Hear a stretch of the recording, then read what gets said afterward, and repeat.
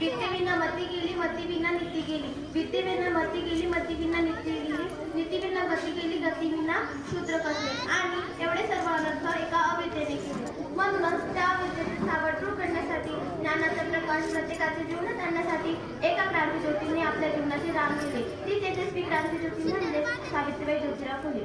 सातारा जिल्ह्यातील खंडाळा तालुक्यातील नायगाव येथे 3 जानेवारी 1897ला 1831 रोजी त्यांचा जन्म झाला.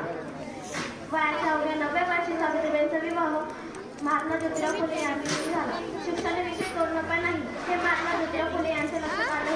त्यांनी प्रथम आपल्या पत्नीला सावित्रीबाईंना साक्षर करण्याचा ध्यास घेतला.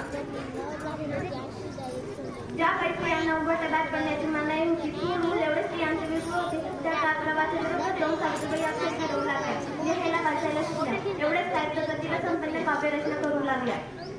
पण त्यांनी हे शिक्षण त्यांच्या पुरतेच मर्यादित न ठेवता प्रत्येक मुलीला शिक्षणात साक्षर करण्याचा निर्णय घेतला. कारण एक पुरुष शिकतो तो फक्त एकटा शहाणा होतो, पण एक स्त्री शिकली तर ती संपूर्ण कुटुंबाला शहाणा करते, सुशिक्षित करते. आणि म्हणूनच त्यांनी प्रत्येक मुलीला शिकवून साक्षर करण्याचा ध्यास घेतला. पुण्यातील भिडेवाड्यात फुले दात्यांनी मुलीसाठी पहिली शाळा काढली.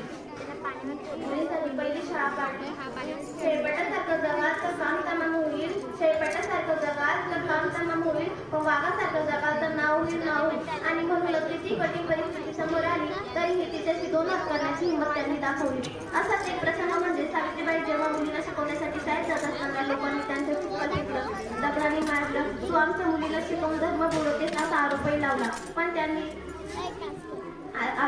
त्यात एक जण पुढे म्हणाला, आधी आमच्या मुलीला शिकवणं बंद कर. तुला तुझी अब्रू प्यारी आहे की हे शिक्षण. आता मात्र सावित्रीबाईंच्या सौशीलतेचा अंत झाला. त्यांनी त्या माणसाचे संपूर्ण कानाखाली लावली आणि सुनावलं, आज आलास थोबड फुटले पण पुन्हा आलास ना, तुझ्या रक्ताने धरती राखली. ही हिंमत त्यांनी दाखवली. कारण उरात्यास होता फक्त स्त्री शिक्षणाचा. या प्रसंगानंतर सावित्रीबाईंची कोणीही वाट अडवली नाही. त्यावेळी समाजात सतीबंदी, केशोपन यासारख्या अनिष्ट प्रथा सुरू होत्या.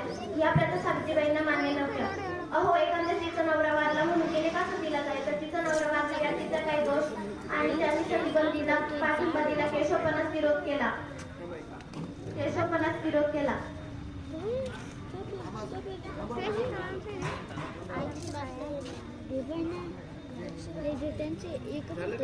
जय ज्योती जय क्रांती.